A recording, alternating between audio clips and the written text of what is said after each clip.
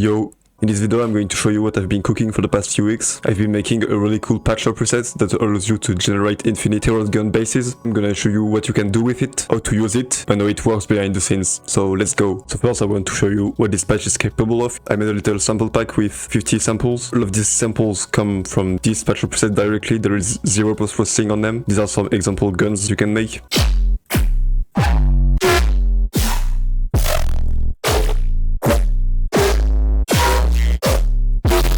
And even though I designed this patch specifically to make Tearout guns, you can also make other types of bases as well as a bunch of other sounds. Here are a few examples.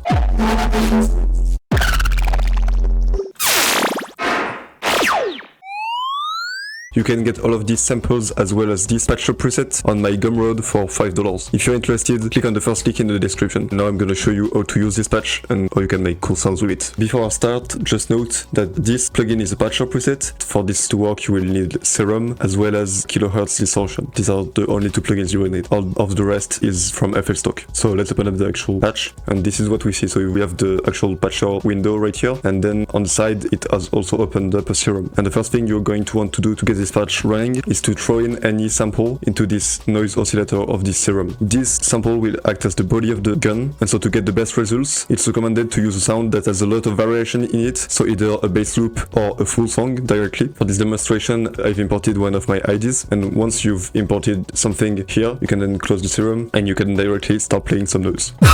Depending on the note you hit, you will get different sub-notes, but the actual gunshot will stay the same.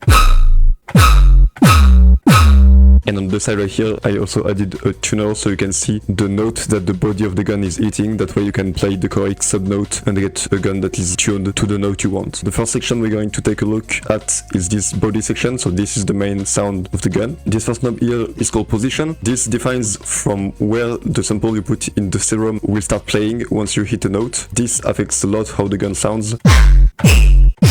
Then we have this style knob. This knob basically moves the reverb filter in Serum to create different tones for the gun. Basically, the more you turn it left, the deeper and longer the actual gun will sound.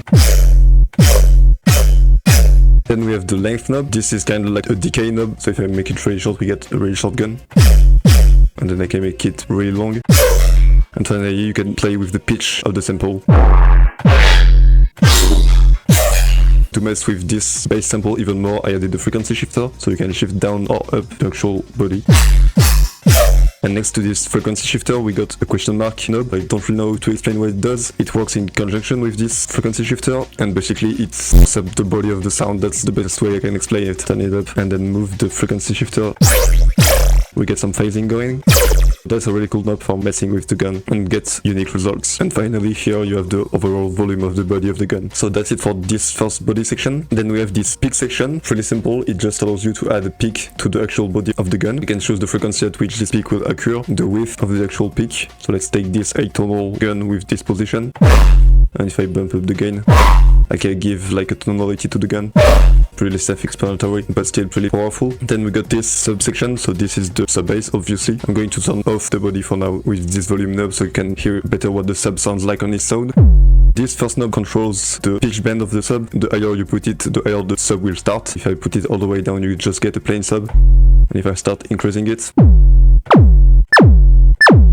you get more of a laser ray sub. Then you got this length knob. This is the decay of the pitch automation that's going on the sub. Then you can also introduce some white noise over the sub. It adds a bit more grit to the sound. Finally, you can delay the sub in time. This is especially useful when you start moving this style knob, because when you set it pretty low, if there is no delay in the sub, you can hear that the sub hits before the actual body. You can turn up this knob a bit and then it will delay the sub so it can be layered correctly with the body. And finally here you also have a volume knob for the sub. This one is cool because if you bump it up really high, you can start clipping the sub and the body together and get some nasty results. So we saw the two sources of like sound from this patch, the body and the sub. So both this sound go to a distortion, and this is why you can control it in this master section. If you want to get dirtier guns, you can bump up the drive mix and the drive right here, and this will add distortion to both the sub and the body, distorting them together and creating like really dirty sounds.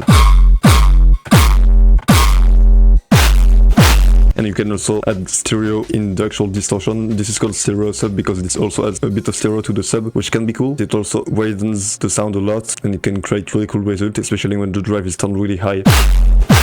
See, we get a lot more of that good stereo. And at the end we get the global volume, same as the sub. You can like crank it up really high, it clips a lot. So that's it for all the main controls. Then you get a few extra features that I put in. The first thing is this velocity checkbox right here. And if you check it, it will map the velocity of the key you hit to the position instead of taking whatever value this knob is at. And what this allows you to do is in the piano roll, if you directly want to play this patch using MIDI, you can put a note where you want your sub to be at, and then you can play with the actual velocity of the note to choose what the position of the sample should be when this gun plays. Here the velocity is the same, so it's always playing from the same part and you get the same gun. But if I start changing the velocity of some of these notes, you get different results. The last thing that I added and that I think is also really cool for using this patch is randomness. This is all the smaller knobs you can see right here in dark red under the main knobs. If you increase them, it will start randomly shifting the control that is above in the negative or in the positive direction. Let's start with this gun for example. If I increase the randomness of this position, instead of always starting at the same position that I define right here, it will sometimes go a bit on the right or a bit on the left, and it will change every time you hit a note. And so as you can see, I put randomness knobs under most of the main parameters that you can play with. And basically you can just now hit a note continuously and get infinite Tearout guns just like that. This feature was a pain in the ass to make in Patcher, but I'm really proud of it because it really like shows how powerful this plugin is at making guns, since you can literally make an entire Tearout gun sample pack with it in one key on your keyboard.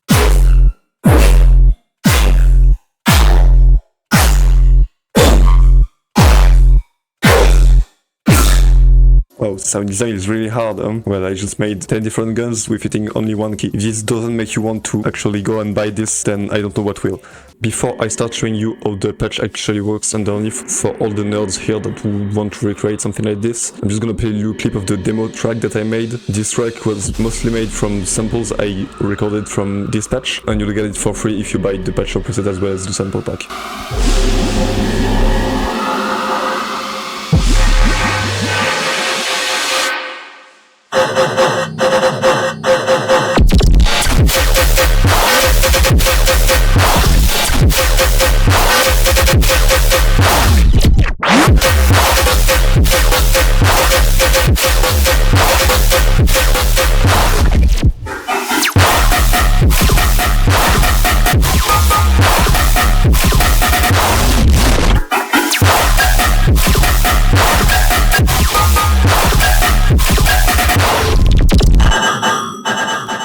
So let's see what's hidden underneath this beast. So this is the actual patcher thing. There's like a lot of parameters because of course there is a lot of knobs, but apart from that there is not a lot of effects. I'm just gonna try to explain as best as I can how it works. So we have, as I explained, two parallel chains. There is the actual body of the gun and the sub. I'm gonna start off with the easy one, the sub. This is just a sine wave with a pitch envelope and some noise. That's pretty much it. Then behind this sub we have the delay. This is what's used for the delay knob right here. So just a delay with the level turned down all the way, and you only get the wet signal. By moving this time knob you can delay in time the actual sub sound. And then at the end of this we have a fruity balance, and this is what's linked to the volume knob and allows you to clip it. On the other end we have this serum patch. This is the one where you will actually put your sample. So in here you have the velocity mapped to the actual phase for when you check the velocity checkbox, and for the rest it's just macros for the position, length of this automation that's linked to the volume of the noise. Then the cutoff is the actual cutoff of this reverb filter, and finally we have an automation for the pitch. This is the actual pitch of the noise. Then this goes to a frequency shifter. There is just the frequency that's automatic, and also this feedback knob, which is what's under the question mark knob that I showed earlier. Then after that we have a reverb, and this reverb is just like in the background to give like more ambience. If you want to, you can go ahead and tweak it to your particular gun, but I think that these settings work for literally everything, so I just never touch them. Then we have this EQ. This is the peak section of the patch basically. If I go ahead and try to peak, you can see when I move the gain, this EQ moves up. Then I can control the width of the peak and then the frequency. Then we've got the tuner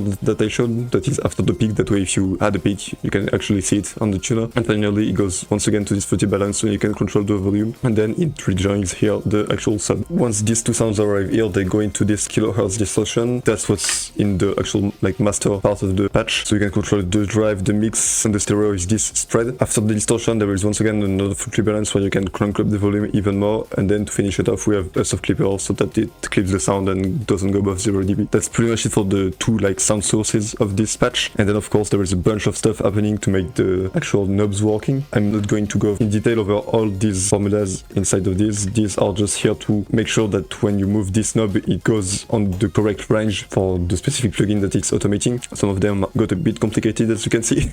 What I can show you though is all these on the left right here. These are all the knobs that you can randomize. So how this works, because I think it's pretty interesting. First you got this 30 envelope controller. This is the settings that I used. What's important here is this random thing right here. So you can see from FL Studio it receives the actual MIDI information. What this does is every time you hit a note it will generate a random modulation. Then this modulation is sent to this formula controller. So every time I hit a note you will see that this C knob changes